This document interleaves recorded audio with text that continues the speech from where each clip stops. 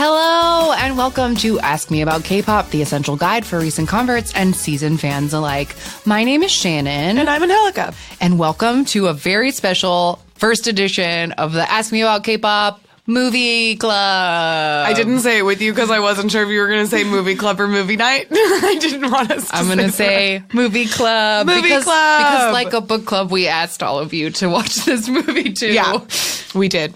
And it's okay if you didn't because we're going to describe it to you. But we will recap it for you in great detail. But if you did watch the movie, it might be a little bit more fun because you would know what we're talking about. But I have to, before we get into this movie, I just need to take a moment on microphone to work through a recent trauma that we experienced at the movies. That wasn't this movie. Yeah. So today we're going to be talking about the movie Make Your Move, which stars Boa and Derek Huff and is from several years ago. But just a few weeks ago, we went and saw Swing Kids, which stars Do Kyung-soo from EXO.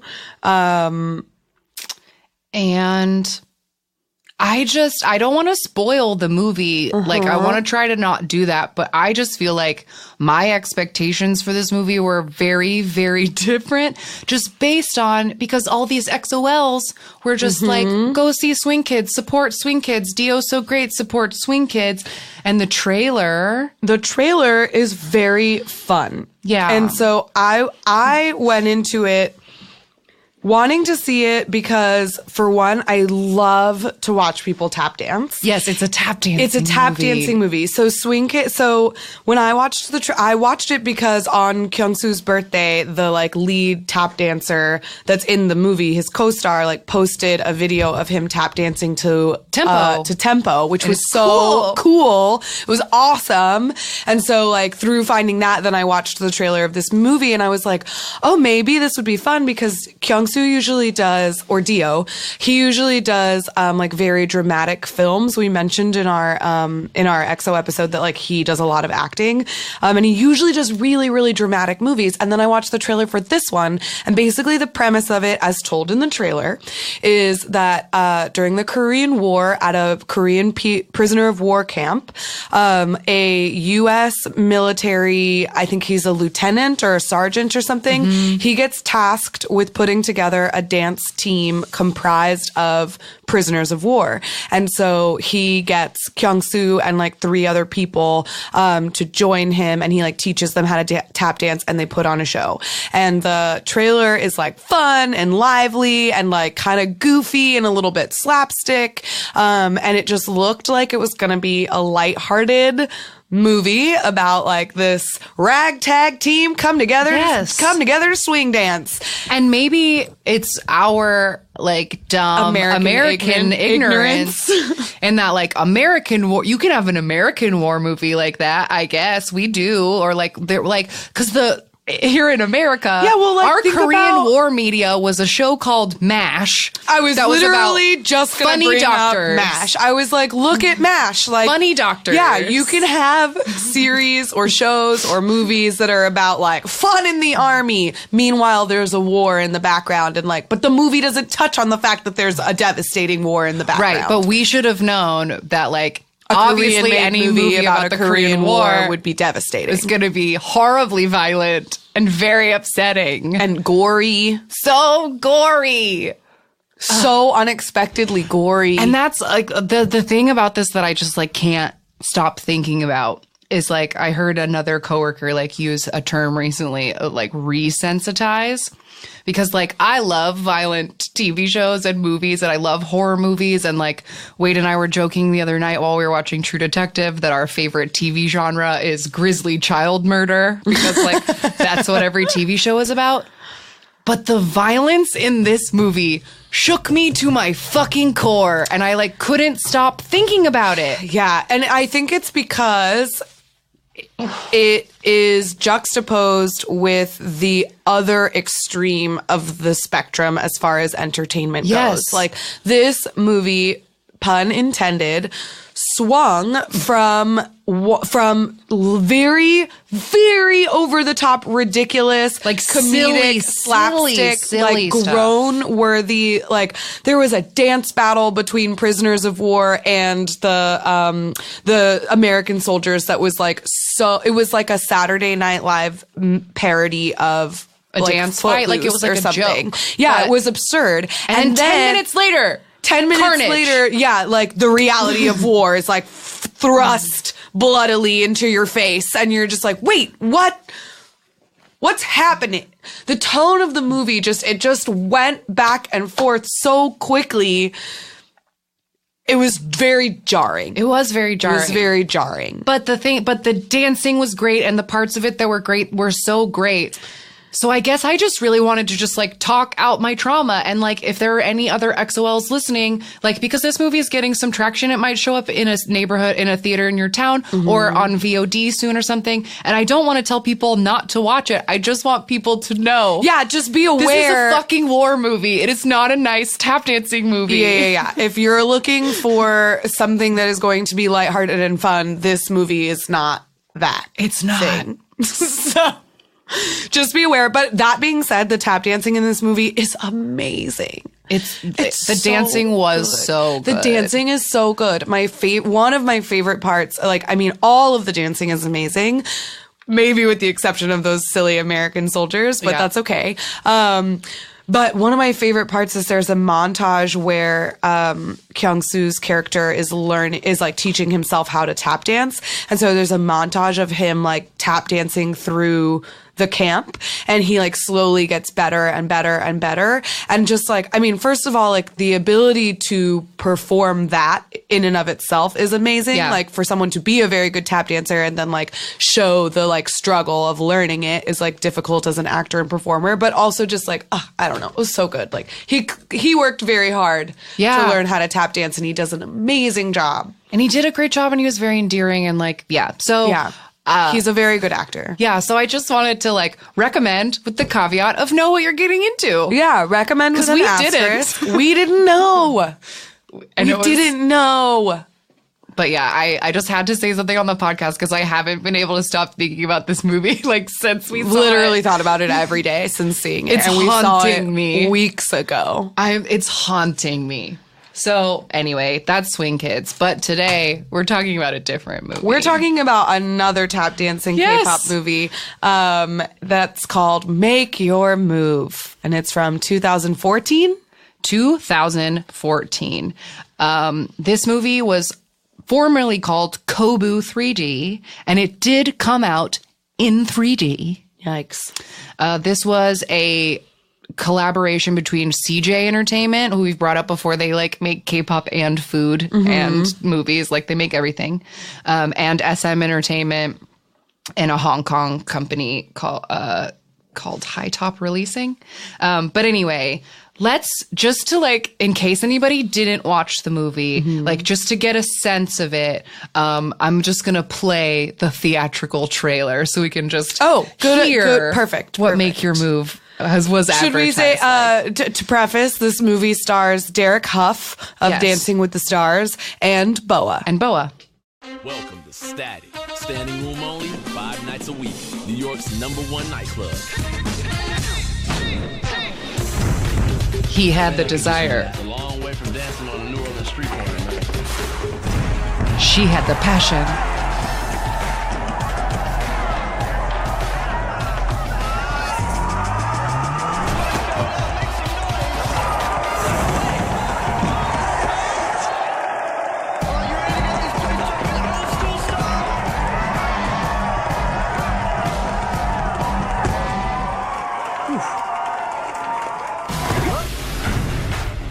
Something happened at Static. I don't know what it was, but you felt it too. I don't even know you.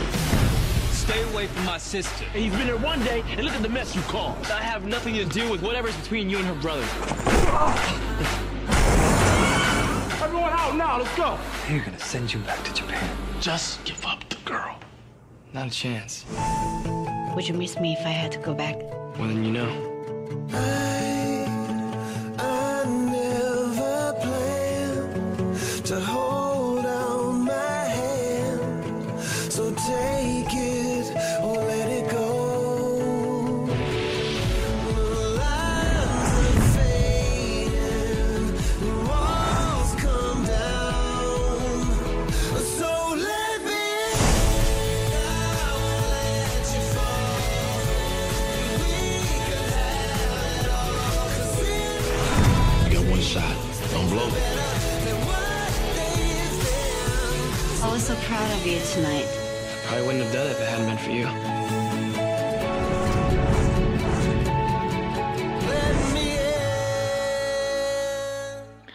So the tagline for that movie was move to your beat, move to your dream, move to your love, make your move. Make your move.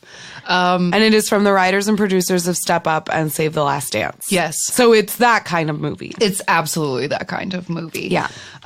So yeah, any other, like, before we get into it, the only other production things, yeah, like I said, this movie was in 3D for some reason. Yeah, really weird that it's in 3D. Like, that seems very, I mean, I'm not a 3D movie fanatic, but I also feel like if you're gonna watch, if a movie's going to be in 3D, it should have like special effects or like CGI or so. Like, I don't know. I feel like the only movies that deserve to be in 3D are like comic book movies and space adventure movies. Yeah. Like, And just interestingly enough, the first preview of this movie was like shown at KCON 2012, back when they used to have KCON in Irvine. Like, it wasn't big enough to have at the Staples Center. And then they also released songs from the soundtrack. I'll talk about it as we go through them, but there are songs from like FX and TVXQ and like Girls' Generation members. Like, it was an SM production. Yeah. They did pay for a significant amount of this. they did, but I will also say that like K-pop is not heavily featured in this movie, and K-pop is like never mentioned or like it's not a factor in this movie. No. Certain songs by SM artists are used as background music in different scenes and ways, but it, like Boa movie doesn't isn't play a about K-pop. K-pop. Yeah, this movie is not about K-pop. It's about dance. It's about dance. All right, let's get into it. We just like took extensive notes. So like, Okay. if you didn't watch the movie, we're just going to describe it to you now. Okay, so it opens with Taps on the street. No. It starts with literal PowerPoint effect credits.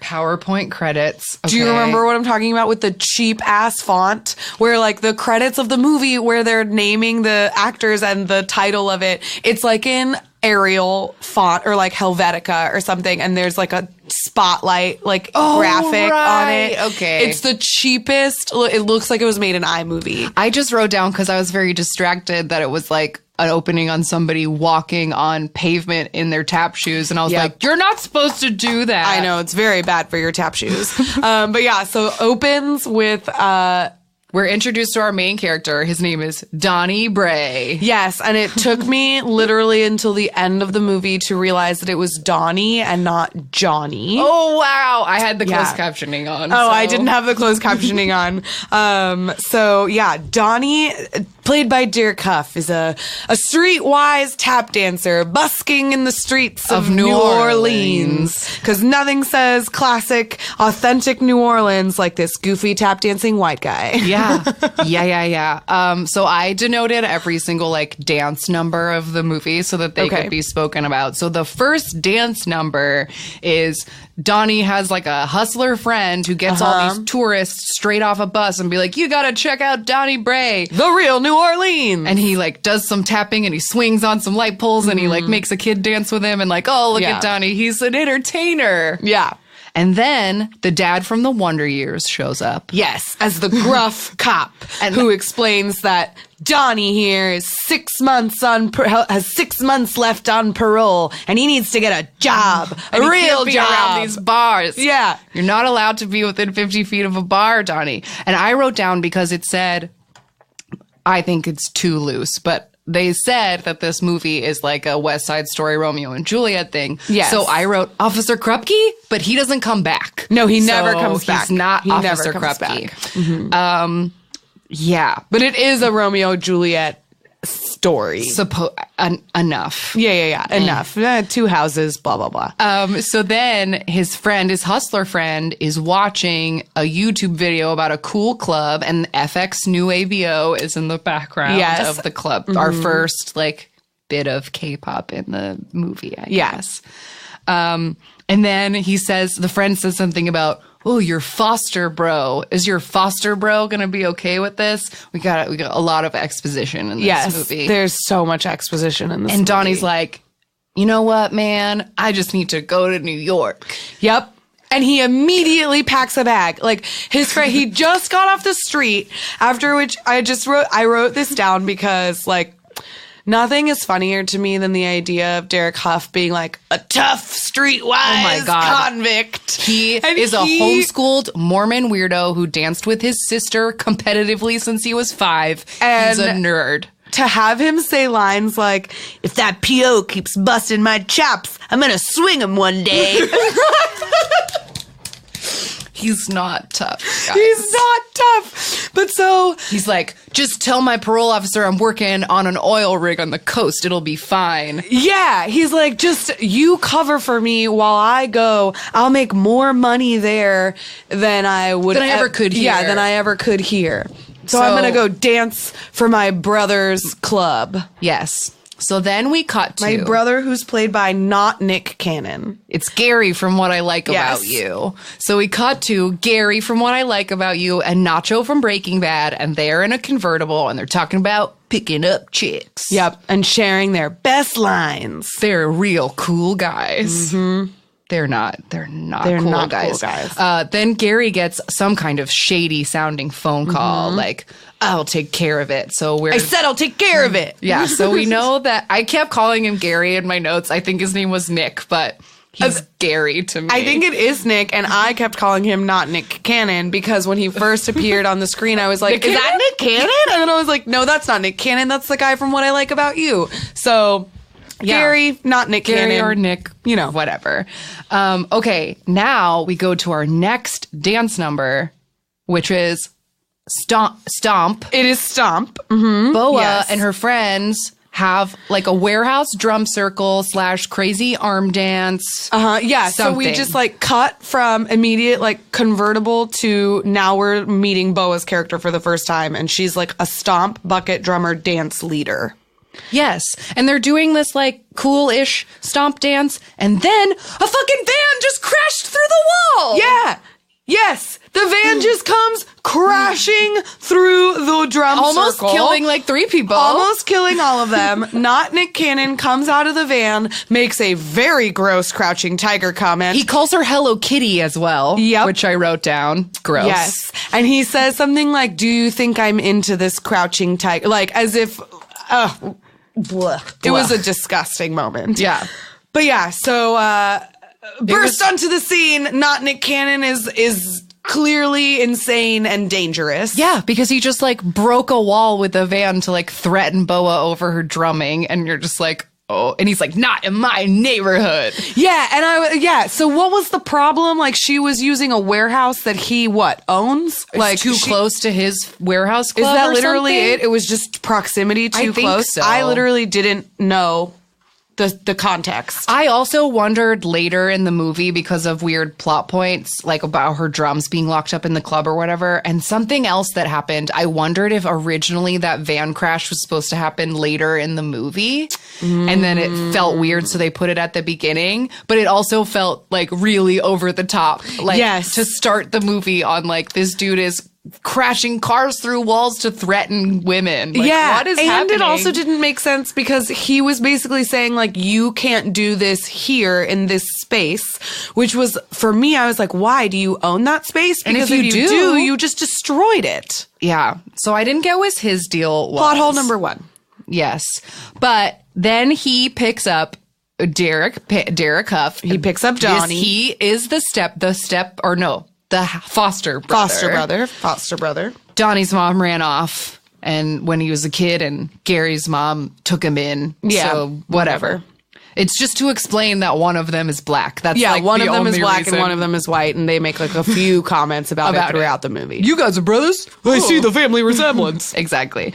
Then I wrote, his club is called Static. Yeah, his Which club was is in the called trailer. Static. He was like, it's like a Standing warehouse. room only. It's a warehouse graffiti cool club. But it's in an abandoned building. Yeah, it's an underground club. So technically this club is illegal in that it doesn't have like a liquor license or a real business license. And the building is condemned or something. He says, like, I got a deal on it because it's not supposed to be a building. Yeah, something about the building is like shady, and but basically it's like a club space for performers. Like the shtick of the club This is where you go to get seen. Yeah, and they like put great shows on. Yeah, here they at put great Static. shows because they have like a wide variety of dancers, almost like a burlesque, like cabaret Yes. style, like club where we're gonna like the people but go to the burlesque, club. like the Cher movie burlesque, yes, where that's it's what not that's a burlesque club. That is exactly what I meant when I said burlesque. I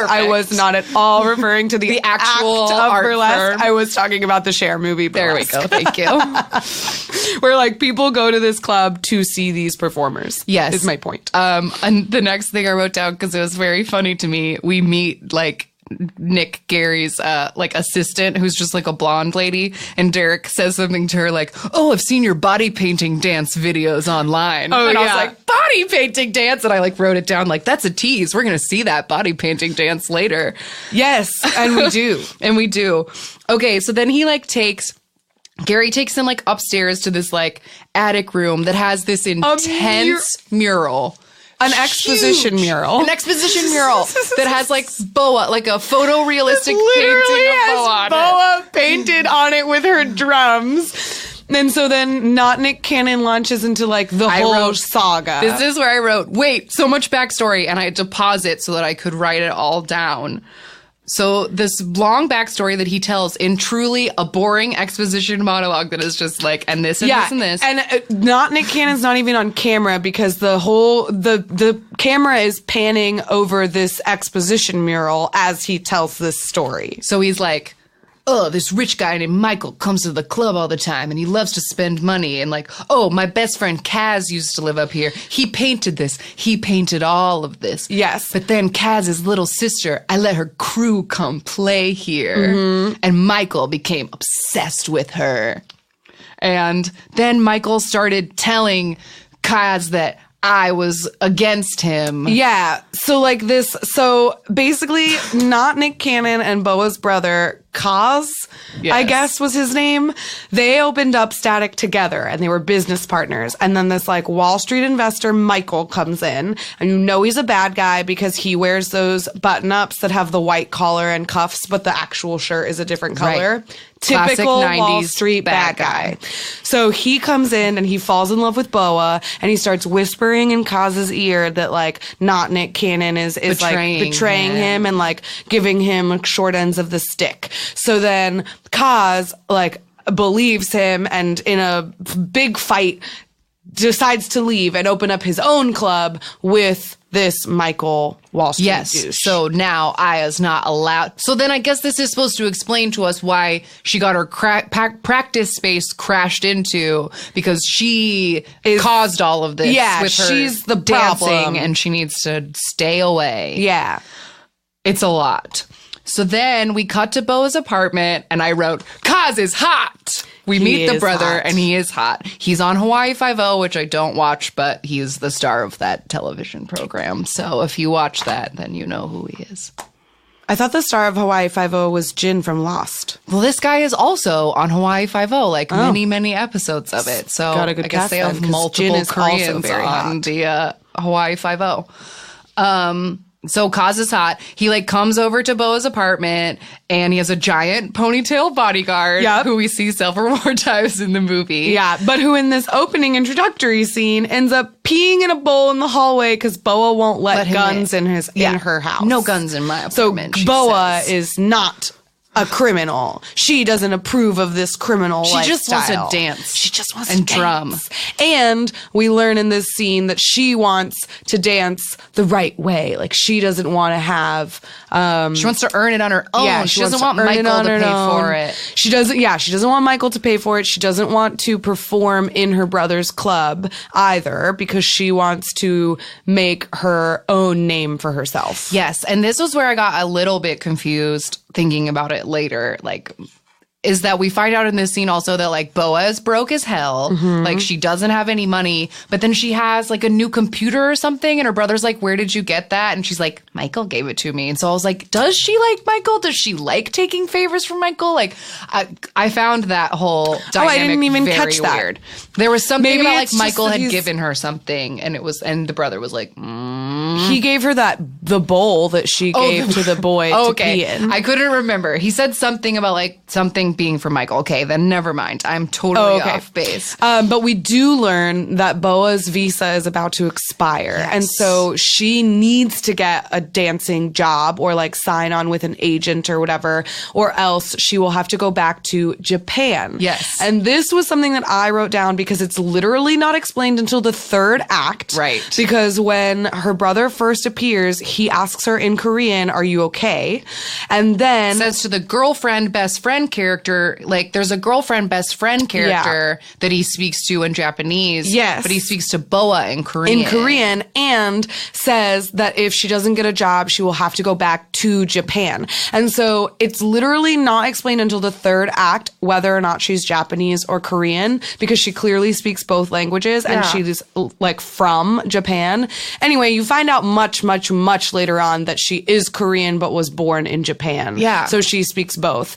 But anyway, that is something that I was like, that plot It hole was number such two. an interesting, it was just like a was just choice, and then I yeah. wondered why they made it. Like, why didn't she just have to go back to Korea? Because I remember the first time I saw the trailer, and when the brother says in the trailer, like, do you want to go back to Japan? And someone in that moment, like, gets punched in the trailer. I was like, oh, maybe they made it Japan because this dude's a Yakuza, and it, like, had to be about, like, a Japanese mob. yeah. But nope, that's But no, he's absolutely not a it. mobster, really. He's just like a shady Just businessman. He just wants to have clubs, I Yeah, guess. he just wants to run clubs and isn't afraid to break the law to do Okay, it. so then scene change, and I wrote, oh, right, this movie is in 3D because of, like, torch, a guy, like, blowing fire. Oh, yeah. Like, that was the only evidence I saw of, like, a 3D gag. Like, ooh, fire. And I was like, oh, right, this movie's in 3D.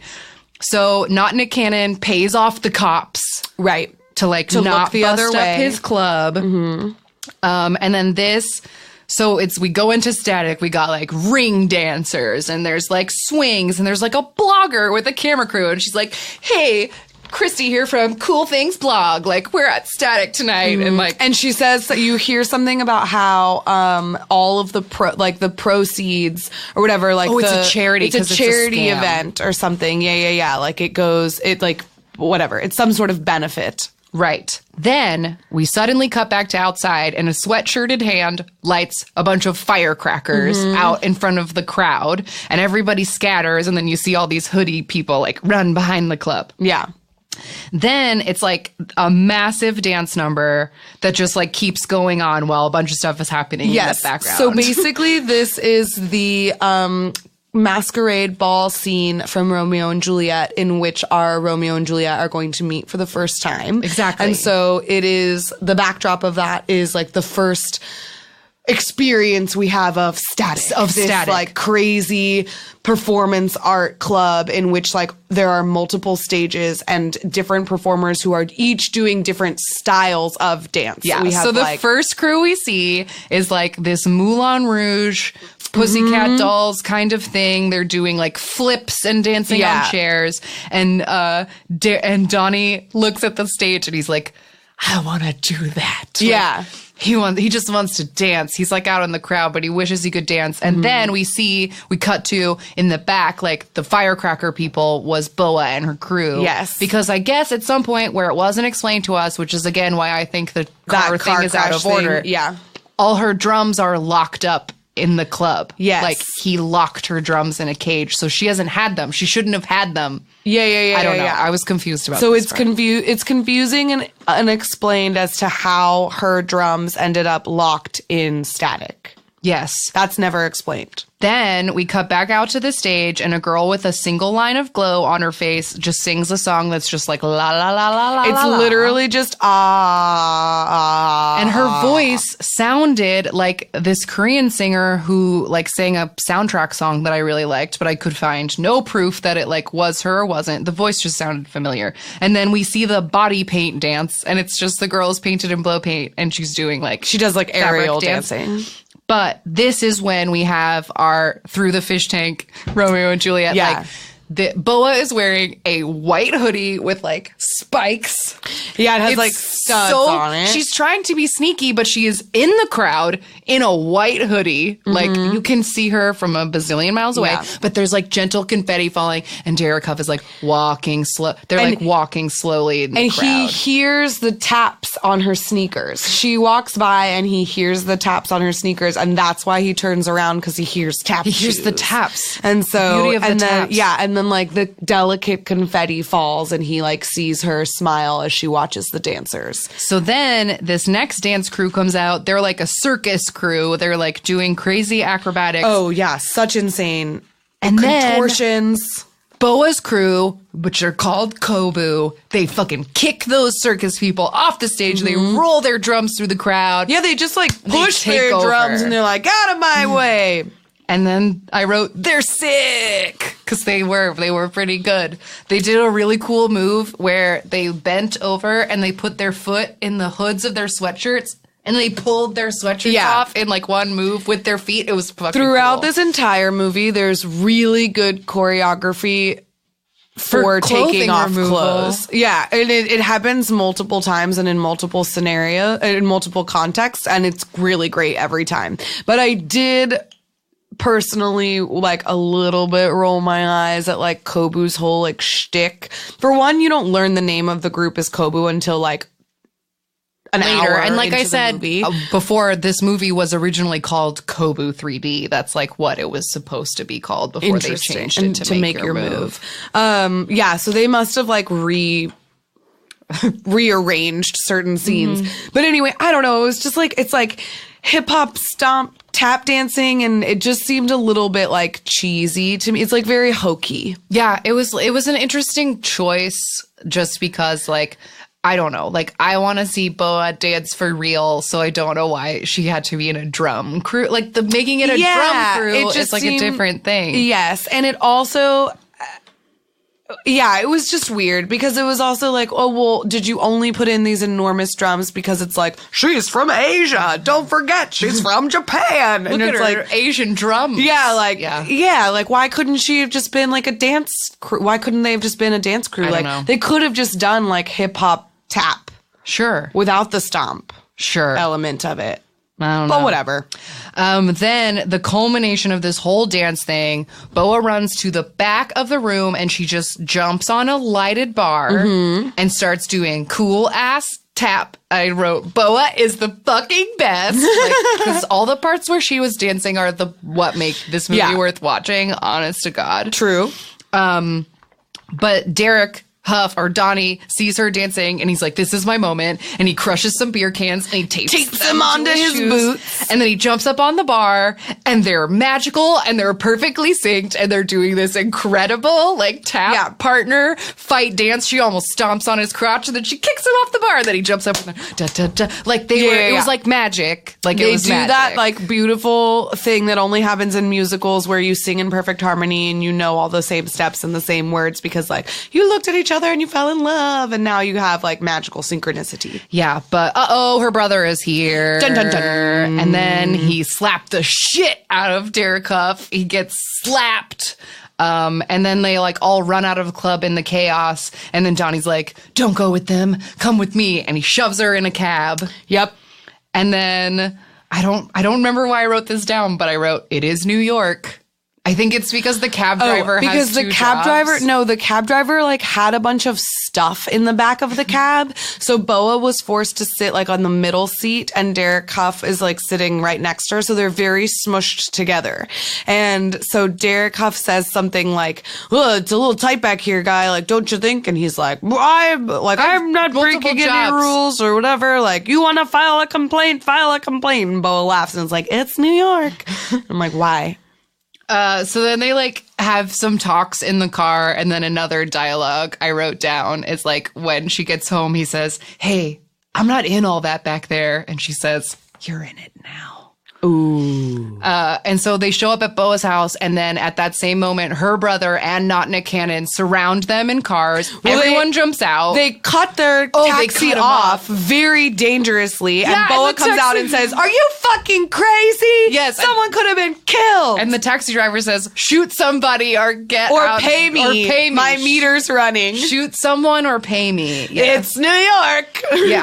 So they have like a huge fight in the street, and just like a yelly fight, not a physical altercation. No, but just it's like, just like a, you can't be with him, you can't be with her. Right. So establish the rivalry. So then this is a weird plot point that I couldn't get over. So then Donnie is just like not gonna go back home with not Nick Cannon. So he is homeless and sleeps in an abandoned church with crackheads. Mm-hmm. Yeah, he just like finds a church. Well, he does that so that later on he can remember that church at a key moment. Sure. But yeah, he like straight up refuses to go home with his foster brother, and then like for the rest of the movie is sleeps homeless on the streets. Which I couldn't stop. I wrote it down several more times because I couldn't stop thinking about the fact that he was homeless. I was like, I couldn't stop. I mean, we'll talk. This will come up later on, but like eventually there's a point where Boa is like, "I'll let you take me out. I'll let you buy me dinner." And my first thought was, he can't buy you dinner. He's homeless. Yeah, he's homeless. But whatever. So then Boa has a skyscraper meeting is what I wrote next. Yes. Her and her crew like go to a meeting, and the lady's like, "I'd love to sign you, but where are you? You don't have anywhere to play. Like, I need to see you live. Yeah. In front of a crowd." So this is her like last ditch effort to get her own job so that she can keep her visa her own way. So she's trying to get signed by this agent who must see her live, and she has no venue to perform. So then we go to the club that Kaz and Michael own, and it's called like Oto or something. There we go. And there are like ninja acrobats doing something on a stage, and the song that is playing is called "Say Yes," and it's by Jessica and her sister Crystal and Chris from EXO. And then I wrote down old iPhones because also this movie was very clearly got some Apple sponsorship, so good for them. Yes. But people have like first gen iPhones in it, and I forgot what they looked like. Yeah. It was like, and they show like the texting screen. Yeah, and I which was like, looks oh, super right, different. I'm still like, got oh yeah. and then I wrote, "Is this Michael?" And it was. He's like, "I want an executive deal. Like I'll like."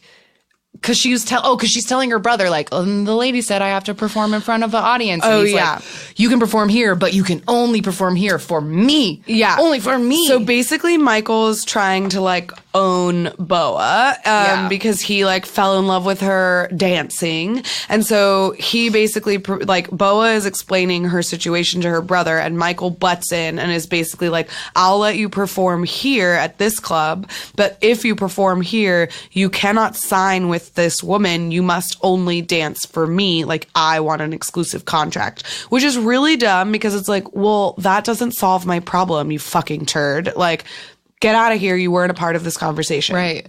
Yeah, whatever. He sucks. But she says no way. Yeah, she says, of course not. Okay, now here's an important part of the movie. Now, coming up to the stage, Korea's all the way from Korea. You know, in a bowler hat. In a bowler hat and a vest and no shirt underneath. And he does like a very silly, like super TVXQ style choreography with like two lady backup dancers. And it's just inexplicable. It's just, or here's My explanation, I wrote, dance solo. Why? Because loves Boa. Yeah, I wrote and Boa, and I circled a heart around it. This just further supports my theory they've been in love forever. Because why the fuck would he be the only Why would he person be the in this only? movie? He's literally the only K-pop cameo. There's no explanation other than the fact that he went with her during the filming and would just happen to be there. And they're like, "Hey, why don't you do something?" And he was like, "Okay, Okay, like we need more cabaret acts in this fucking stupid movie." But okay, so then, but Donnie is at the club, and then they have shadow curtain talking. Oh They yes, talk in the shadowy curtains with their faces like way too close to each other. yeah, way too close." He like pulls her to the side and is like, "What we did last night, it was magical. Like I need to tell me that you feel it too." Exactly. And then this was the weirdest part. He tries to sneak out, and then there are like TVs in the club that are just showing him walking out of the club. And I'm like, what so is the brother this? like sees him. Yeah, it was like security But cameras. it wasn't security cameras. No, it was like the playing bar behind the TVs. bar, but like film footage of the crowd. Why would you play that in a But bar? it was like specifically Yeah. him spotlight, like walking out. Yeah. It's very weird. Then there was a montage of them sad texting. Wait, before Oh, we go get to ahead. the montage, I Please. just have to say that there is a moment of which, like in this club scene where you get Kaz's point of view of this, because earlier we heard not Nick Cannon's version of their Oh, fight. yes. And then here you get Kaz's version, which is basically like, not Nick Cannon claims that I stole his idea or something, or like he Right. was screwing me over, and now he claims that I stole his idea. Like with this new club, he's continuing to fight me because he claims I stole his idea, and he says, "You can't patent an idea." And I wrote, "Yes, you can. That's what a patent is." But Yeah, no, you're right. You're Continue. absolutely right about that. Okay, so then there's like a montage of them like sad texting, and yes, and this Oh, is when this I is the wrote moment. down how much time is passing because he's literally homeless this whole time. Yes, and this is where I also wonder about time passing and whatever, because in this montage, her gang is cleaning up the glass from the car crashing through their practice space. And I was like, I don't know when anything happened. Later, I'll get to it later because they do say something later. And I'm like, okay. And then I said, and then he's like, yeah, I'll ask her out. And I said, is he still homeless? Does he smell too much to be asking girls out? Like, Seriously, how's he keeping himself clean and hygienic? Where is he changing his clothes and brushing his teeth? I don't know. Later on, we find out that the time that has passed is 4 days. yeah. 4 We days. don't find that out until like a long time in. Yeah. But it's 4 days. Supposedly 4 days. Yeah. Okay, so he comes, she teaches like a drum class, I guess, at the fucking Yeah. library or some shit. She teaches kid Yeah, drumming. she teaches little kids how to do and the he fake shows up drum. and like, and they're like eye fucking while they like drum in front front of of the kids. children. And I was like, this is weird. Then, okay, this is a part that I didn't hate. Then there's sexy lighting. It's like sunset and they're like alone in the studio. This is the step up moment. Yes, and they It's just do almost an like a interpretive shot for shot. and like yeah, with that an step-up scene. interpretive flirty dance. The song and the dance reminded me slightly of my favorite scene from High School Musical 3, which is Can I Have This Dance when they dance on the roof. And then it starts to rain. I'm just a sucker for a romantic partner dance, and like this worked for me. Yeah. Like, even though I like find him kind of repulsive and the movie was cheesy, like this scene I was fine with. Yeah. liked They're both very good dancers, and the choreography was good. It's a lot of like picking her up and throwing her around because she's tiny. But I didn't. Oh, hate it. and this was the scene that I noticed for the first time that Boa has a giant tattoo on her back. Yes, I It's never a noticed bee, that and it has before. an angel like coming out of it. Yeah. It's very interesting. So yeah, sexy interpretive dance. I loved it. It was like the perfect amount of corny sexy. Okay, then they got to the funniest thing where somebody says like, have you seen this video? It's going viral on Foursquare. Yes. And I was like, Foursquare? Who remembers Foursquare? I used to be the queen of a comedy club on Foursquare. Or the mayor. You were the mayor on Foursquare. But basically there's just like this video of Boa and Derek like dancing on the bar. Like it's the bar dance, but then suddenly somebody put in gunshot sounds to make it look like there was a shooting at the club. Right. So like that night that Boa and Derek like met for the first time and danced on the bar, their whole dance like got ended by what was essentially a fist fight between like the brothers. Right. So they, and it like, it escalated and like people did run out of the club because like glasses got broken and like multiple people were fighting. But somebody edited the video to show a gun and like they put in gunshots. So it made it seem like this club like, don't come to Static. Yeah, you avoid at all costs. So that's like the new problem in the story. Then like Boa and Derek are talking and he asks about her drums and she said they're from Asia. Yep. They're from Asia. Okay. It's a very big place, but all right. Then we get all their backstory. This is when we find out that he was like a street hustler scammer who would distract people with his dancing while his friends would like rob people. Oh yes, this is the romantic dinner. So like after, because she makes like he makes a joke because she's the teacher of this class, right? And she's like, I'm going to fail you, but for extra credit, you can buy me dinner. At which point I thought, how can he buy you dinner? He is homeless. But he does buy her a dinner somehow, complete with drinks. I noticed they were both drinking. So we find out that like he and his hustler friend, like he would dance while his friend would pickpocket people, basically. So he went to jail. So he for was like 2 the artful years. dodger, and then got caught. So he was in jail for 2 years and is in parole. And this is when we find out now that she is Korean but born in Japan, and she has 3 weeks till she's gonna get kicked out of the country. Yes, and we also see that this Michael character has been following him or her, and he like sees them on this date and decides to find out all the dirt that he can on this Donnie character. Right. So this is another like dance number I wrote down. The song that was playing is Trap by Henry Lau from Super Junior M, just some K-pop. And the brother like sees the video and he's like crying in the club about like his sister like dating this.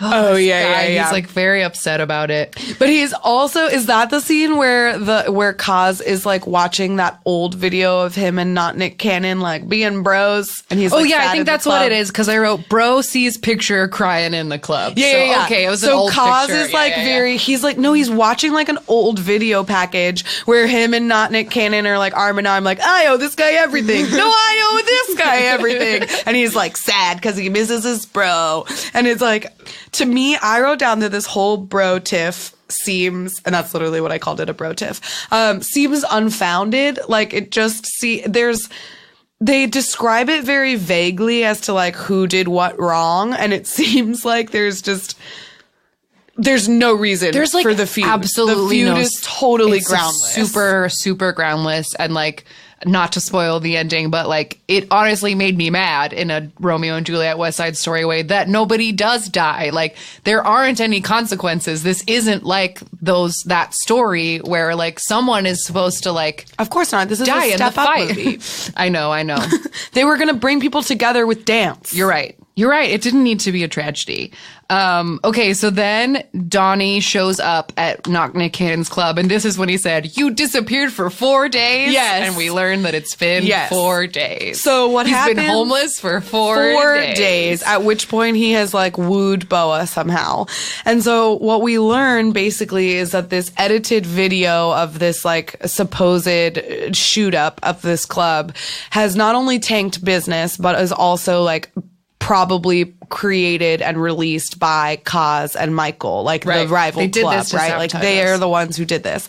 And so Donnie comes back and is like, you need to spice things up. Like, let me dance at your club. And not Nick Cannon is like, I'm desperate because business is bad. And he says, you got one shot. You got one shot. Like Eminem. You just have one.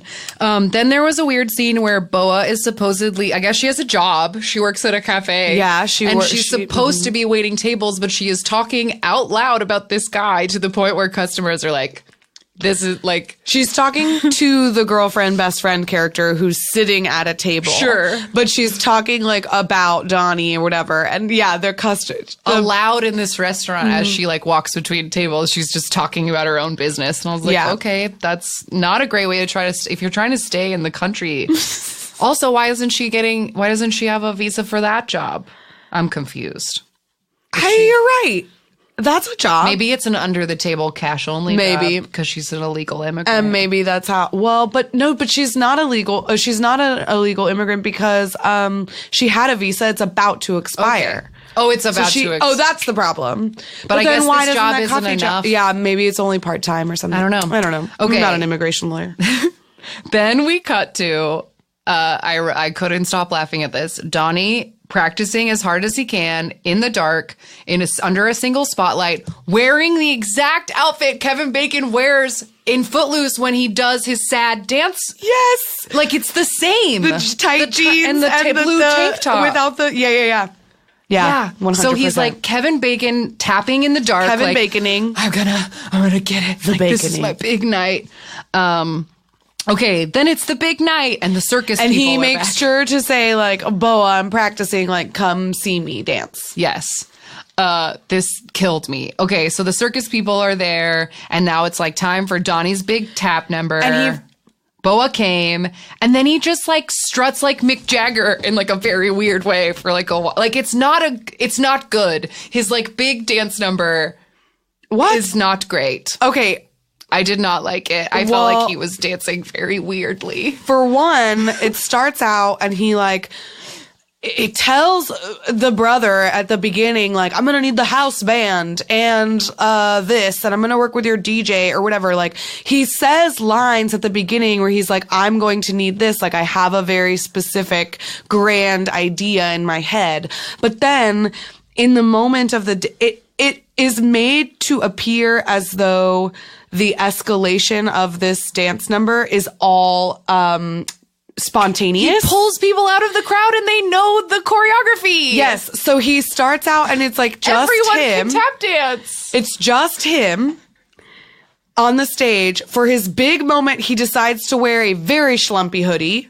He looks terrible and he's like slouching and That's he puts why like I a wrote, like, microphone there's, like, on a the Mick thing. Jagger-y, like, yeah. And then he's doing a he weird- just like tap dances on his own, and then like people in the crowd are like, do something, and then suddenly he's like, I need 4 on the floor to the drummer, and then like boom, like we bust into this whole thing, and like he pulls dancers off from the stage and like teaches them one move, and suddenly they know the whole routine. Yes, and it just had everyone that can like tap dance. spontaneous synchronicity that is like unique to these types of movies. But anyway, Then, outside of the club, while his big dance number is going on, someone drives by and shoots out all the windows in the club. of the rival club. Of the rival Oto. club. Oh, yeah. The Of- Causes club. And then we see Nacho from Breaking Bad is filming it around Yeah. the corner. So I guess this is So, their revenge. Not scheme. Nick Cannon sent goons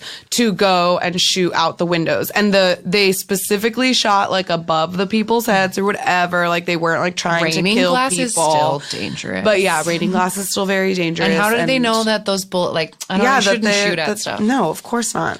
But anyway, so like the dance was a ruse. Yeah, it was to distract. Again, he was distracting Yeah. while people committed crimes. Yes. So Boa loved it. She loves his dance, and they kiss. And then they go upstairs and they have some interpretive dance sex. Yes. So he's back to living above the club. They're in a room that has a photorealistic mural of her own face all over it. And then they have dance sex. Yeah. And also has like very weird, like strategically placed like levels, like platforms and stuff that are at different heights so that they can leap and jump and like end up on stuff. The bed is elevated so high that she has to like be thrown upon it, like way up high. Anyway, yeah, then they have some interpretive dance sex and There's they get cool very creative with the stripping choreo. Yeah. Yeah, fade out. Fade out. Fade to black. It doesn't get too saucy. It's a little there. Of course not. Yuno's there. He won't Would allow not that. approve of this. So then they come down. So they come downstairs. It's the morning after, and Not Nick Cannon is cooking eggs, and he's very devastated to see Boa there. And then he said one of the silliest lines of the whole movie. He says, "Now I know why you danced like you had a hard on." And I was like, what does that mean? I feel like if you danced with a heart on, you would dance awkward. Like it would Yes, impede I your thought dancing. that too. I also wrote that line down because I was like, first of all, gross. Second of all, that would make you a worse dancer. Like, that's not Nick Cannon. You don't know anything about boners or dancing. No. What's happening here? So he's super mean now. He's like fully turned and he's super mean now. And he's like, fuck you guys. Yeah, he's like, so he can't even believe that she spent the night. And then his body painting blonde assistant shows up and she says something along the lines of like, well, there's no turning back. She spent the night. Like Like that's that. It's done. They're together now. You have to put this feud aside. Like, didn't you see? She spent the night. Like, that's it. It's over. And he was like, never. Yeah. Like, no, I'm not backing down on whatever my plan is. Yeah. So he tells her, put the video online. Like, Yeah. post the revenge I don't shootout give a video. shit. Then like, I don't remember if they were talking about this or whatever, but I wrote, they can't change their brothers. Cause like they're like, we can't change our brothers. This is the point in which I wrote, why is this movie so long? It was so long. It's almost 2 hours long. And then I think Derek Huff's character said this, but maybe multiple people said it in the movie. A conversation. Oh, Kaz like jumps out of a car with his girlfriend and he's like, we gotta fucking go, like in Korean or whatever. And then the girlfriend is screaming in Japanese and Derek Huff just goes, speak English already. Yeah. Because as Boa and Derek like left Not Nick Cannon's house, of course, because it's so easy to run into people this way in New York. Yeah. Her brother and best friend like pop out and are like, there's an emergency, let's go. And the emergency is that this video is like, you'll get shot at Oto. Yeah. So and don't the go emergency there. is the fact that the club got shot up at all. Yes. Derek Huff like goes to the club and goes to Oto and is shown this video, and basically they blame him and they're like, you were the distraction. Like, you were in on it. And Boa gets very sad and Donnie, I think you should go. Yeah. So like, oh, here's their like, oops. And like, he it's tries to broken say now. like, no, I had no idea that this was going on or whatever. And obviously Kaz is like, why would you believe him? So then Donnie goes straight to Static, marches in, punches Not Nick Cannon right in the face. Yep. And it's like, how did You used me. You used me. And then Rich Michael shows up at Static with the cops and is like, this is an illegal operation and I'm shutting it down. Yes, I wrote Wall Street Dick with blue balls shuts everything down. He did because at that point had Boa said like never to him. Oh, no. You know what happened is that after Donnie, Donnie goes to Oto and he sees the video and he's like, I didn't do this. And Kaz says, there's no reason for me but to believe you. Break his legs and tells his tall ponytailed goon to take Donnie in the back and break his legs because he, of course, was in on it. And Boa says, no, I was with him all night. And that's when the Wall Street Dick is like, who do you think you are? You're white trash with gourmet Chinese food. You should stick to like $1 takeout. And I was like, excuse me? What? What did you just say? There was what? Yeah. I don't have the time or energy to unpack the troubles that come with that statement, but let's just take it. That's what the Wall Street Dick said. So he shuts down Static. Yes. And then Donnie punches some guy and he punches Rich Michael and gets arrested. Yes. And so Rich Michael decides that he's going to charge him with assault. And because Rich Michael has done his digging or whatever, like he obviously knows that by being in New York, Donnie is breaking his parole and threatens to, he's like, so he brings Boa to the police and station. Donnie like into a room. And Isn't Donnie like still at the police station? Yeah. They're at the police. So at the police station, Donnie has like posted. Somebody paid Donnie's bail, right? So they take him into this room, and Rich Michael is there with Boa, and this is where he drops the bomb. His ultimatum. That is like, yeah, his ultimatum. It's time for the ultimatum, which is, this is over. Derek Huff has to go back to New Orleans, and Boa is going to work for him. Yeah, so Boa, you must agree to dance for me in my club exclusively, or else I charge your tap dancing boyfriend with assault, and he has to go to jail because he's broken his parole. So either dance with me or he goes to jail. Then next is a dance number where Boa is dancing out her feelings, and I wrote in angry all caps, stop cutting to Donnie, because it's like Boa is having a nice dance moment, and then they just keep cutting to Derek Huff like looking sad and sitting on stoops, and I was like, I don't care about him right now. Yes, but he's not dancing. Like, Swing Kids did this in one of my favorite scenes of the movie, in which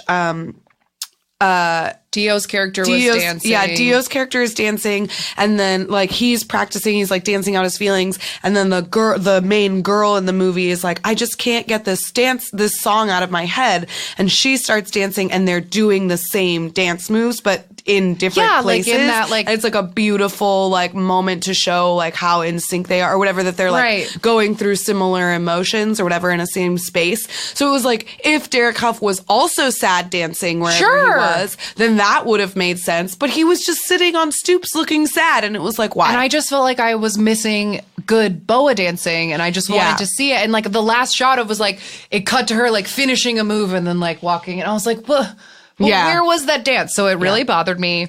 Then here we go. We're getting to the finale. Donnie makes a vlog to expose Michael and the church. Oh, the church he was sleeping in because he's homeless. He like went back to the homeless church. I don't know, to like look at it one more time. Well, okay, so did he leave stuff there? Why was he there? Because he was trying to come up with a solution. So while Boa is like dancing out her feelings, she agrees to dance for Michael so that Donnie doesn't go to jail. So Michael drops the charges and Donnie is released, and then she's dancing out her feelings, right? Because she's upset.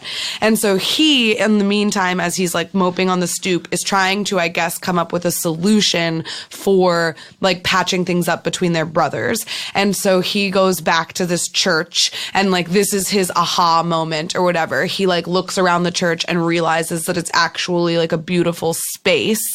And so you can sort of see the wheels turning in his head, that it's like, this is now he has a plan. And so his plan involves getting the body paint vlogger girl, who's apparently like an IT whiz, to videotape it because he doesn't know how to put a video on a computer. Yeah. So he puts this super long, boring monologue that nobody would watch the entire video of, just to say, I'm having his a pop-up entire life club story, and then say like, I'm having a pop-up club, come to this place, free drinks, no cover, it's just a show, come watch the dancing. Yes. Then we see Kaz making a deal with this Irish guy that we met for a second earlier. It like wasn't important. Yeah, it's like, he was like some other businessman, investor that Michael was like trying to woo or whatever. But we also learned one plot, because this movie was so unnecessarily complicated and it was so long. But at some point in this movie, before the point in which we're talking about right now, it's revealed that Michael owns 51% of the club. So he's actually a majority shareholder and is like Kaz's boss. And he demotes Kaz. Like after after he finds out that Donnie like slept with Boa, he, basically demotes Kaz and like punishes him, because throughout the whole movie he keeps turning to Kaz, like whenever he sees Boa do something that he doesn't like, he turns to Kaz and says, handle this. Yeah. As though like he's just supposed to like control his sister and everything that she does.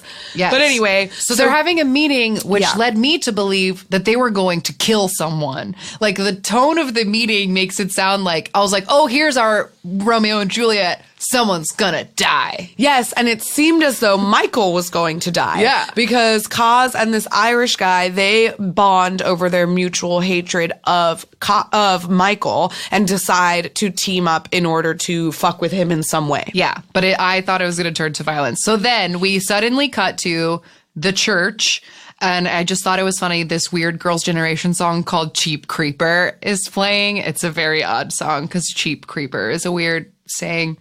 But he like made the church beautiful. It has like amazing, beautiful paper lanterns. And there's just candles, just pillar candles, like lighting this whole place, which like you could not fill a place with like have candles on the floor and people would kick those. Oh my God, it would be so bad. But he made it into a cool church. So then the dance number, Donnie comes out and there's one drummer from Kobu who had an HOT haircut. Yep. It was like a lady, but she had a full old school HOT haircut. It was very funny. And we should mention that like Donnie has sent out this video message invitation to, he stole the mailing list from like all the clubs, sent it to everyone who like regularly goes to all these performance art clubs. He made sure to invite the lady from the skyscraper to the agency as well. Yeah. Yes. Okay. Because the purpose of this performance is twofold in that it is to patch up this feud and also to get Boa an opportunity to perform live for this woman. Absolutely. Okay, so he comes out, single spotlight, one Kobu drummer. They're doing a little tapping. It's super great. Yeah, they do like a tap drum duet. And then like Boa fucking parts the crowd when she she shows up and everybody parts like they know she needs to dramatically walk to the front. Then I wrote like, oh no, nobody's dying. Kaz just sold his share of the club to this mean Irish guy. Yeah. And he hates Michael. So like, that's how they got him. Like now you have to work with this guy. Now you're working with this guy. He fucking hates you. So then, the dance, what did I write? I wrote that I hated this entire sequence. I did too. Because it's supposed to be her fucking moment. It is supposed to be her fucking moment. She does not need to have a duet with this dude. But also, they have a very long, so like this whole club show, like all these people are here at this club to party and watch a show, and all they've seen so far is this one dude and this one drummer tap a bit and then watched them have a very long and personal conversation in which feuds are resolved, shares are sold, and like everybody makes up, and it's just like, why are you forcing us to watch this intimate private moment? Like you're having it literally on a stage. And then I wrote more interpretive dance sex. No. Yes. I wrote that too. I wrote more dance sex ? Because there's a full crowd around them, but they're doing the exact same like cat and mouse, like weird sex dancing in front of people. And it cuts to Kaz, who's watching his sister do interpretive dance sex with this dude, and he looks very disgusted. And I'm like, yeah, I would be disgusted too. And then it cuts to not Nick Cannon, who's like, yeah, and he's smiling approvingly. And I'm like, this is ridiculous. And it goes on for so long, and then like finally their duet is over and she goes on with Kobu to like do her dance, and petals are falling and everything is fine, and the end. I was annoyed by this final climactic scene in two ways. I guess three ways. One, which is the way I just said, that all of this like private shenanigans happened in front of everyone. Number two is that the Kobu show they finally do, the performance with Boa and her drummers, is so different from every other performance of theirs. It's a different type of music. It's a different type of dancing. It's like not indicative of what their dance crew has been this entire time, but it's the definitive performance that she's doing in front of this agent, who then, of course, signs both her and Donnie. She's like, I need you dancing for me too. And he's like, I gotta go. I'm gonna go back to New Orleans because I am breaking the law by being here now. Yes, he says, I have to go back tomorrow, but I will, I have to go back for 6 months because he has 6 months left of his parole. And she says, yeah, but you'll be back, so I'll sign you then. And then he turns to not Nick Cannon and Kaz, like, they make up, they're friends again now. And then Derek Huff says, I brought your sax. You're definitely playing. And not Nick Cannon blows on the saxophone. And that's how the fucking movie ends, with him like doing a sax solo and everybody dancing. The end. Oh, the end. Ugh. Wow. So that was Make Your Move. Make your... I didn't have that bad of a time watching it, honestly. Like, it's mostly fun. Like, if you listen to this but didn't watch it yet, like, recommend or no recommend? Well, this was the second time that I've watched it. Okay. And I will say that after I watched it the first time, I didn't remember anything about it. And Right. so it's like, I have a hard time saying like, yeah, you should watch this movie because ultimately it's forgettable. Yeah. Like it's fine. Yeah. Yeah. I think if you like, I don't think I would recommend this movie. yeah, I In think the that's end. fair. I think that's fair. I think if you are the kind of person that like did enjoy the Step Up movies, or if you like me just like will tolerate any kind of musical or dance movie, Yeah. like then it's fine. It's not horrible. It is too long. It's so long. It's almost 2 hours long. Yeah. Like And- when we like decided that this was the movie we were going to watch and I looked it up, I was like, oh, there's no way that this is like more than 90 minutes, like an hour and a half. Like, why would you ever make this plot is simple. Like, I know exactly what kind of Yeah. movie this is going to be. An hour and 50 minutes long. Yeah. It was so unnecessarily complex, Absolutely. but also very vague in its complexity. Yeah. Yeah, it's like it's got too much exposition while also like being about nothing Yes. at the same time. Yeah. But there were just like so many different layers. It was like he was on parole. Her visa's about to expire. There's also this investor guy who's working with Irish people, but he keeps calling them British. It was just like every single time there was always an additional level of complexity that like didn't need to be there. Right. Yeah. We could have boiled it down so much further, totally. but whatever. Yeah. So now it's time to hear from you and some of the reviews that you sent us, listeners who watched this movie. First, we have from our listener, Daisy, who is at MoriaGate_yo on Twitter. And they say, I just watched Make Your Move, and to be honest, I could care less about the love story. I just loved seeing Boa dance. I had really low expectations, but it actually wasn't that bad. I was taken aback when they were switching back from Japanese to Korean, and the ending was so random with the saxophone playing. All in all, it was very cheesy and dramatic, but I still enjoyed it. That fucking saxophone, man. It came out of nowhere. Yeah. Yeah. I wonder if it was 3D, like... if they leaned that, if that was a 3D move, if they leaned, it must have. Oh my God, I hope it did. I hope it did. Okay, this next one comes from Amy, who is at Kazoo Girl on Twitter, one of our good friend listeners. Yeah, a regular friend that we chat with. So she sent a review through email and said, so I don't have an overall review other than at least the dancing was good.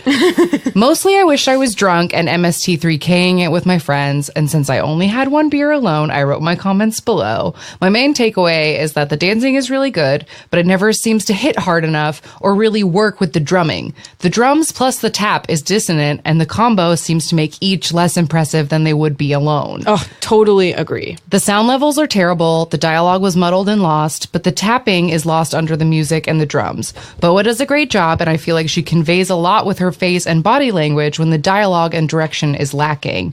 Overall, though, the whole thing feels so dated. I would have pegged it as coming out before 2010, not after. Too long, didn't read. I'd like to see this redone as an indie film with less fancy production, decent sound engineering, and more actual emotion and things at stake.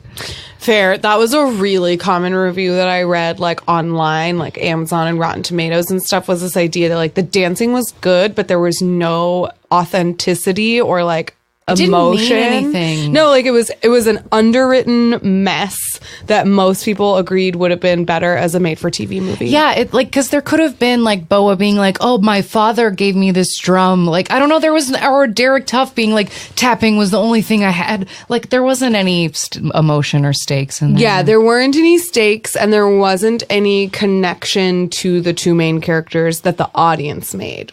I do have one more thing. So Amy had sent her like play-by-play comments, and I just wanted to read this one, which was that the Kobu members look like they're always ready to throw down for Zumba class, which I like had to bring up because I realized like this whole time, and maybe I just like the fashion, I didn't note it.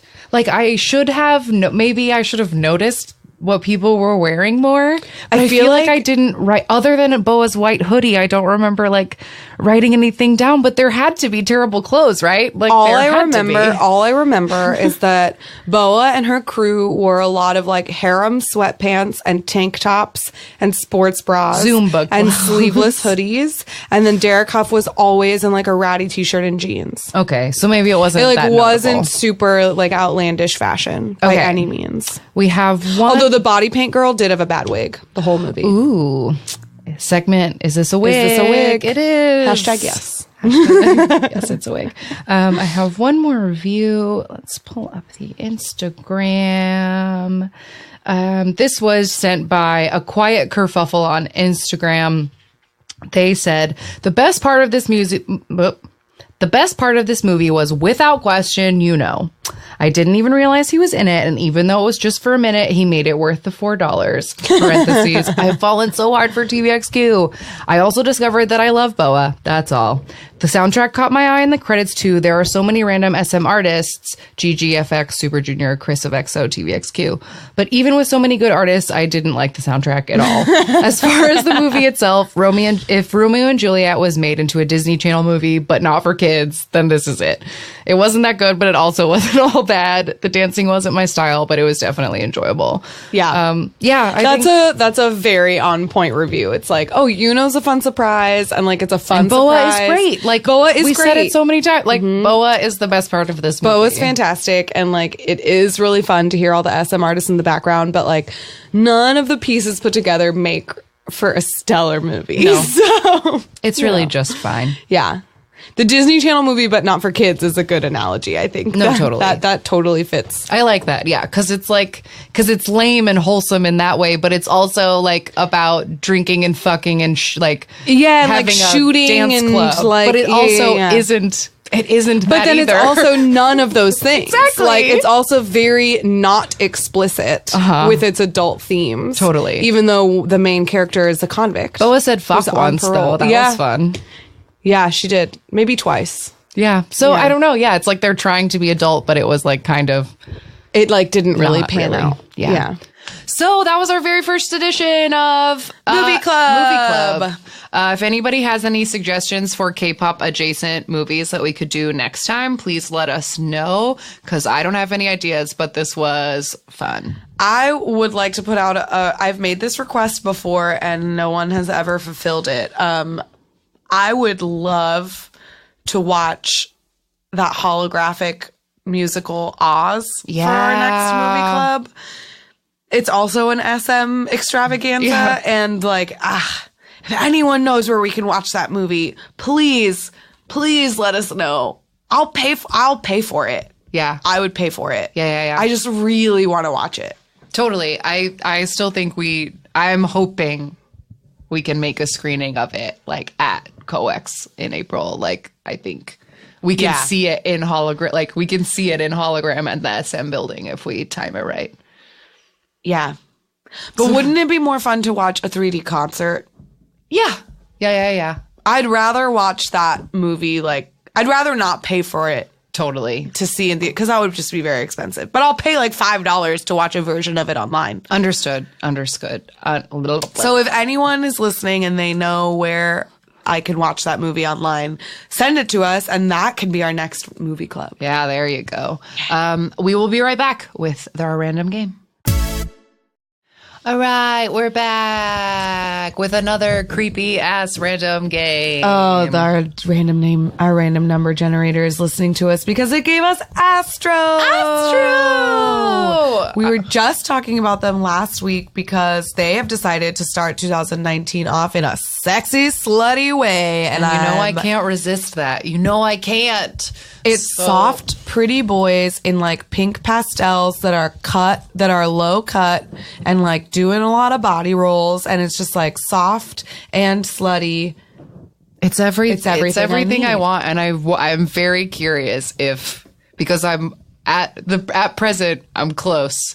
I'm very curious as when this episode comes out if I know all of their names. Because You're just very been, close. like paying attention. And there's only 6 of and them. there aren't that many of them, so it's not a crazy task. But they are very young. So anyway, Astro. They debuted in 2016, so they are like new. Yes, they're from a company called Fantagio. We've which talked is a about small Fantagio before because we talked about it earlier last year. They got bought by like Chinese investors, and then people were, and Weki Miki's like comeback got canceled, and people were like It got worried pushed back. Yeah. that like what was going to happen to them. So Seem to be doing okay though. yeah. So there are, like we said, there are 6 members of Astro. Their stage names are Jinjin, MJ, Chaonu, Moonbin, Rocky, and Sana. And I know that Rocky and Sana are 18 years old. So gross. In their like 2 years that they've been out, they've put out 1 full album and 7 EPs. Yeah, so they do have quite a bit and like a lot of singles. Was it one of their EPs or one of their their debut album that did so well? They put out a lot of stuff before they actually made their official debut. They were on they did like recorded fan meets and like a reality show and a TV show where they played themselves. And then one of their albums went to number 4 on the Billboard World Charts in the United States. And then did it go to number 1 in Korea? It looks like it wasn't until 2017 that they got. No, their but Korea number will you 1. scroll up and see the Oh, it was their debut EP, Spring Up, that did well on the Billboard World Album Charts. So they did pretty well right off the bat. Yeah. Other interesting things about Astro, their fandom is called Aroha, which is supposed to stand for Astro Hearts All Fans. I don't know how that works out in Korean. I'm not even sure that works out, but I believe them. But that's what it says. It's also the word Aroha means love in a Polynesian language. Maori, yes.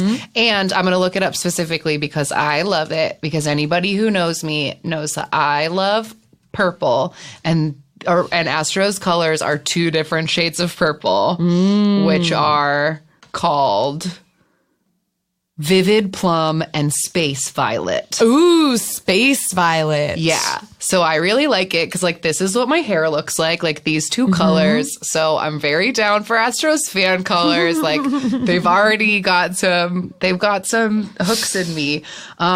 So do you want to watch a vid? Is it time to just watch a video? Let's just watch it. We've talked about Astro before, so I feel like we do, and they're kind of new, so we don't have to get too in detail. So their most popular music video at the moment, like just by a few plays, it looks like, is Crazy Sexy Cool, which came out in 2017.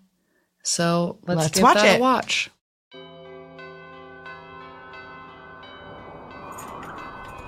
Okay. Astro. Creepy street.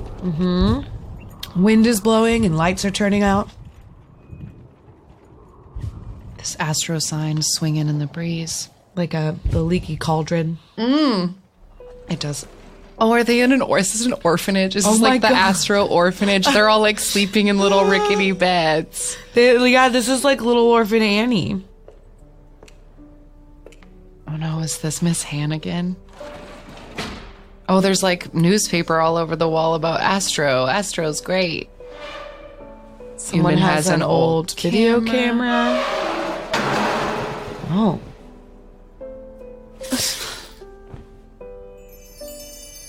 Okay, a universe in a globe is just lit up, and now they're all looking at a blank wall? So, I don't know. Something's happening. What the fuck? Okay, now it's Okay. outside.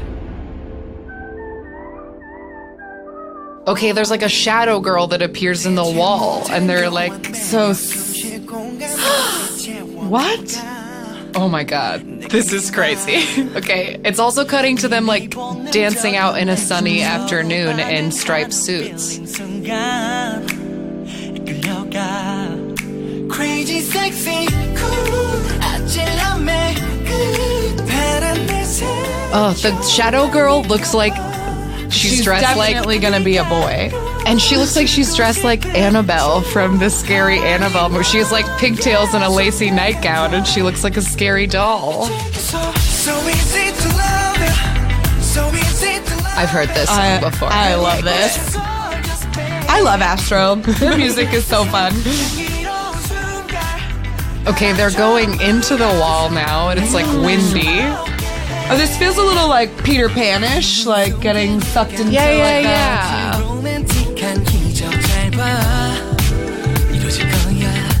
Oh, nope. Busted back out. Oh, This is so I love this choreography.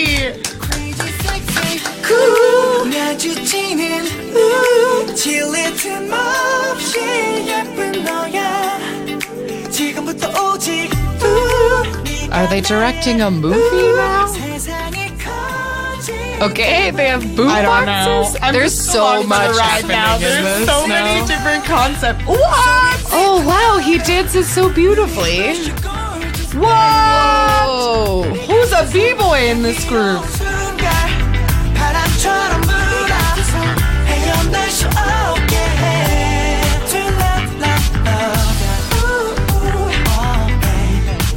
They're a very pretty group. They are. And they're really good. Yeah, they're very good. I remember the first time I ever saw them was doing two times fasters on Weekly Idol and being like, these dudes are good. Cause what's that song? I don't know. We'll find it. watch Ooh, they it love after that this. move. They do that a lot. The little like leap, The spin. cool leap spin. They almost kissed. The boys almost kissed.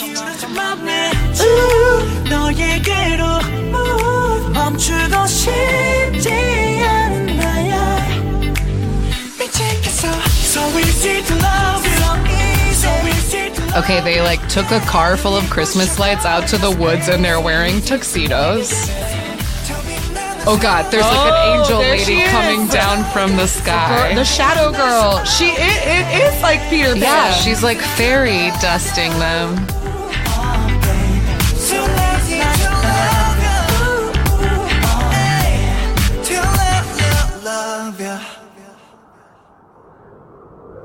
cute. Oh my god. Oh, the shadow is a security guard man. Crazy, sexy, cool. Are they squatters? Are they not supposed to be here? And is that MJ? Oh, the shadow was just a mop. So easy to love you. Or was she? Oh, there was sparkly glitter. Oh dear. Oh, I love that Crazy, song. sexy, It is I a told boy. you it was a is boy. I could tell boy. it was a wig. I could tell it was a wig. Oh, I love them. They're so cute. I love all their music videos that Me I've seen. I haven't too. seen a lot of them, but like they're just precious. But I think it's funny that like one of the last times we talked about them before last week was we talked about the music video where they are soda bottles. Yeah. And it's like they get dragged around in like an ice cooler or whatever. And now their new Yeah. 2019 like rebrand is so slutty. Yeah. I'm Love down. it. I'm here for it. Love you, Astro. Okay, time for recommendations, i.e., it's time to talk about the 17 comeback. Like, pretty much. I.e., I need to talk about 17. Okay.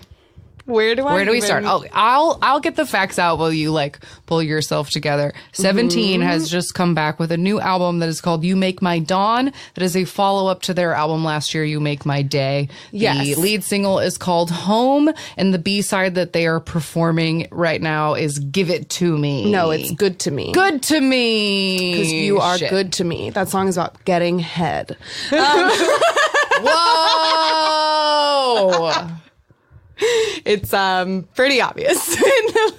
17's really thrown me for a loop this week. I'm not gonna lie.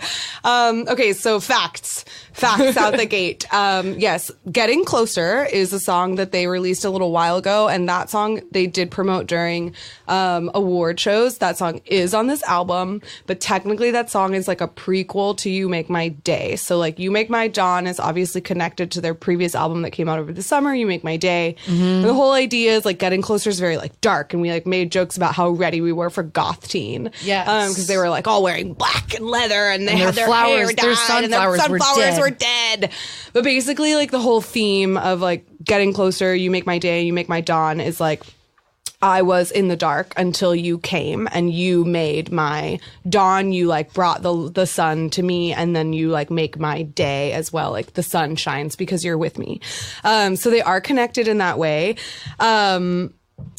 But I was not prepared.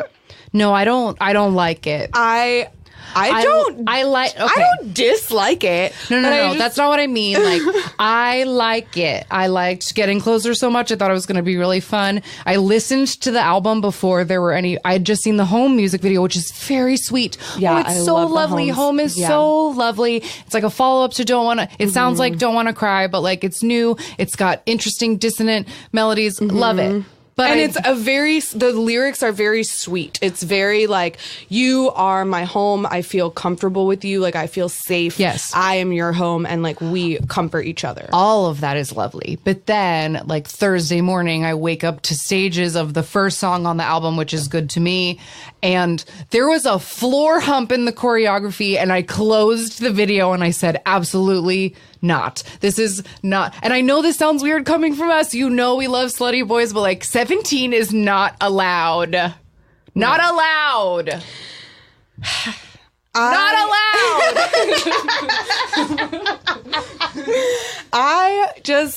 I love 17 so much, and I support them in everything they do, and I really like the song Good to Me, and I do really like the choreography, and I was here for goth teen, but nothing could have prepared me for Minghao in Mesh. I just like wasn't prepared. Mesh.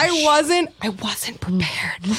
And like Boo commenting on that picture, who do you think you are? It's just like a hashtag mood, because it all like this album came out and I listened to it and I was like, okay, this album is like not their strongest. It's not my favorite of their albums, but I like each individual song. Like, what is it going to be? Mm-hmm. And I wondered if they were going to promote just Home and Getting Closer. I like didn't think they were going to do another B-side. Right.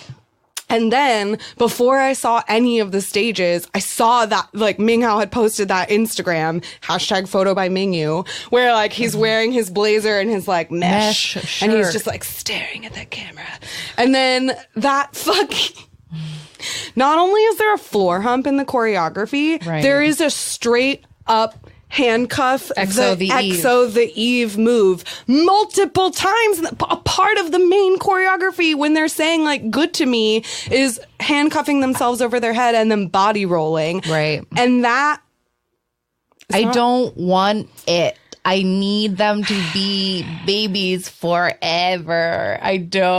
I can't. I don't like it. And I do appreciate that at the very least, the camera crew at Music Bank is on my side, because their like version of it, they like purposefully did not show a single one of the sexual moves on camera. Like during the floor hump, they keep the camera on Boo for like an excessively long time. And like such a tight on close his up. face. Cut out every inkling of a floor hump. They cut out most of the body rolls. They do a lot of close ups on on whoever is singing the line. So that they the like choreo weren't is not into the choreography. I like it. At I was all. like, thank you for sparing me. I don't dislike it. I love Good to Me. I've watched every single I like that song a lot. I do really like the choreography. I just wasn't prepared. I just wasn't prepared. And like, thankfully, the majority of the outfits for this song come back for this stages. Well, for this particular song, because like for Home, it's like sweet and it's very comforting and like it's beautiful and sweaters and and it's like sweaters and soft and like lovely. And so like you watch Good to Me and you're just like, what is this? And then you watch Home and you're like, okay, I'm sorry I yelled,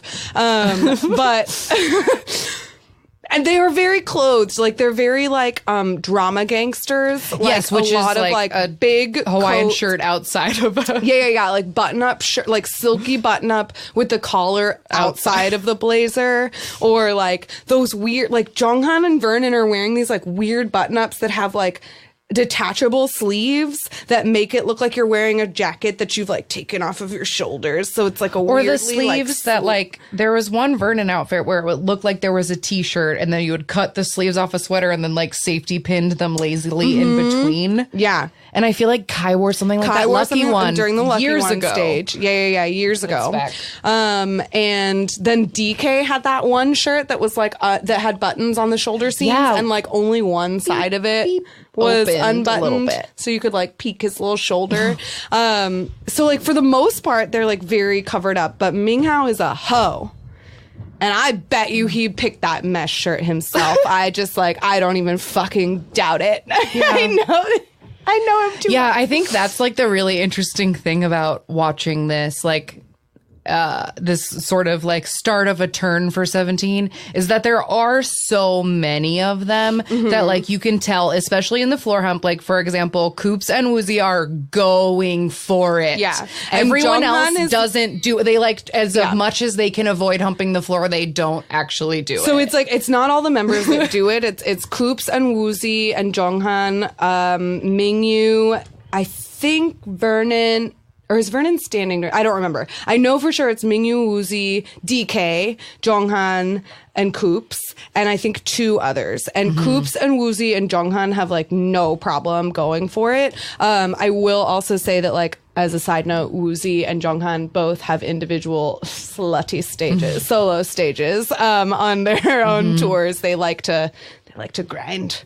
But yeah, like as Shannon was saying, like we should just have like a slutty subunit. Like if like 5 of you want to hump the floor, then like let's take you out and let you do it. Hoshi, he's one of that humps the floor. For sure. Like He loves let a the good ones floor who hump. like are ready for that do it. I just like want my other babies to be left to be babies as long as possible. And I feel like maybe this is a thing that like girl groups might be able to get away with this transition a little easier, at least in like outfit sake. Like if there are members who are like, I want to be sexy now. Like I've seen it with a couple of members of A-Pink who were like a couple years ago were like, no, I want to be the sexy one now. Yeah.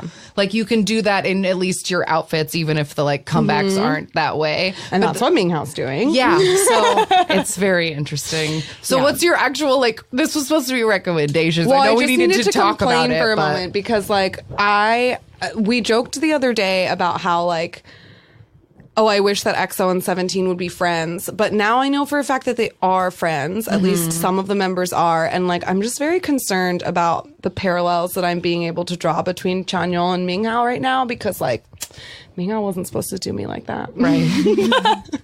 Well, But my actual recommendation is the scene of the crime in which he does me exactly like that, which is the 17 Good to Me comeback stage from M Countdown. This is his mesh. There is both like a regular filmed version and M Countdown is great in that they do their like M2 YouTube channel. And so they not only have the fan cam version where it's just like a pulled back steady cam that you can see all of them all of the time. They also have fan cams for each individual member. So if you want to, you could watch this performance in 3 different ways as it was aired, the fan cam to see the whole choreography, and also if you just want to watch an individual member. Did I watch them all those ways? You fucking bet your ass I did. I guess they're probably all the same, but just because this will be out in a couple of days and there might be M Countdown might have come around again. What's the date? Oh, sure. The date of it is, so they went on M Countdown first. And so this was January 24th. Okay. Episode 603. There you go. That's the one I want. Wanted to get your If Minghao's not in specificity Mesh, in there. that's not the one I'm talking about. Okay. I also need to cede my recommendation time to talk about beautiful breaking news. So on previously, or a couple of days ago, well, a couple of days ago now, so like a week and a half ago to you, person listening to this podcast, on like Monday, January 25th, Psy of Psy fame, if you're thinking that Psy, yes, that Psy, announced that he was starting his own entertainment company and that the first artist he would sign would be Jessie. And Jessie is like an American rapper. She's hilarious. She's a whole thing. Yeah. She used to be with YG, and people say that like YG didn't treat her right. So she's going to be like Psy's first artist. She was on Unnie's Slam Dunk, wasn't she? The first season. Yeah. So when that news came out, I like tweeted immediately because it just like felt it so deeply in my soul. Like, oh man, I really hope that like Hyuna is going to Psy's agency, because that would be so perfect. Like, she's the Gangnam Style girl. And like, if there was anybody who would be like willing to take her on to like do this, like there's like to let Psy her would do be whatever perfect. it is that she wants to do. Yeah. That Psy would be perfect. And a week previous, there had been a press release that said that Hyuna and Hyojong were like looking at different agencies, and the rumor was that Hyojong might go to a Japanese label because they have like a crazy hip hop scene, and he speaks Japanese very well, and has like connections there. So like that's where it seemed like it was leaning. But last night it was announced that Psy signed both of them. Yay! This like 6-month nightmare is like, it's over. Like they are jobless no more, haters. Like, and they've been working hard on something. Like, they have not let a day go by where they weren't like in the studio or in a shoot or like doing something. So I can't wait now that they actually have a label to like see what it is that's gonna be that they have been preparing for so long. I'm just like, I'm so excited. Yeah. I also laughed really hard because in looking at the, like when Psy like tweeted like them signing their contracts or whatever, he like posted pictures of them, the three of them like together and smiling. And everyone was tweeting like, please take on Pentagon, please take on CLC. Everybody wants Psy to like save their people now. Save their faves now. Which I don't disagree. I mean, I was like right the first time. So if I can use my powers to put it out in the universe, like I would love it if CL would join his agency, because like it's very disheartening to see her like shade tweeting on Twitter about how like YG does nothing for her. That would be really swell. I feel like he could just like save everyone. And everybody's also saying that he has his eyes on like so many like that he's trying to scoop trainees from people that he like knows are hot shit. Yeah, I feel like he should just like go around and sweep all the people who don't have real representation, like CL and also Hyolyn. Maybe, I mean, she started her label. She's doing that's her true. thing. I don't want to take that from her. That's true. But I mean, I don't know. Like, cool things could happen. I got a message this morning from somebody that was like asking, like, what does this mean? Like, what do you think this means? And like, I think that this only means good things. Like, Psy is like, he is still Psy. I know that like maybe in your country or the way that he like existed on the internet as like a meme, he seems kind of like a joke, but dude is like rich as hell. And he had like an influential, like underground rappy kind of career before he blew up with that song. And like, he knows all the people and he makes great videos, and he's just like an artist with vision. Yeah, I think that he's a very smart businessman, and he's very good at promoting himself and his image and not being afraid of putting out the image that he wants to make. You know, like, he does not bend to the will of fandoms and the public opinion. So I'm like I think that him picking up Hyojong and Hyuna, I think is like a perfect match, because the two of them, obviously, like after all of this shit went down, like they would need a company that would let them do what they want to do, make the kind of music that they want to make. And I think Psy is going to give them that exact opportunity. So I'm so excited. And they ran away to Thailand yesterday. Apparently they actually signed the contracts on Monday, like when I suspected and hoped that it would be, but they didn't announce it until yesterday. And they ran away to Thailand, and by themselves, like without their fucking entourage. Like, they're having a real vacation, because then they're going to come home and they're going to work. And I'm so excited. But like, okay, there's this Hyojung posted this video on his Instagram this morning, and it's like the greatest thing I've ever seen. So the one of him going swimming? Yes, he's afraid of water. He's afraid of swimming, and he's overcoming. He's growing as a person. But Hyuna's voice on this shit, like, I'm playing it right now because I can't. I'm dying. Go swimming! That go swimming is destroying me. I watched that video so many times today. Is that your recommendation, that Instagram video? Everyone should look at it. I mean, he looks good.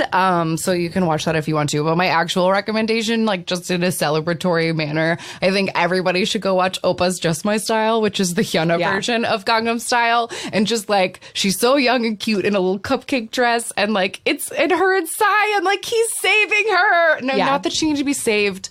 You know what I mean? Like, he's coming in and he's giving her the platform to be the artist that she always wanted to be. Yes. And I'm really, really excited about it. So yeah, that's that. So celebrating Hyuna and shaking our head at 17. Yes, these are our recommendations.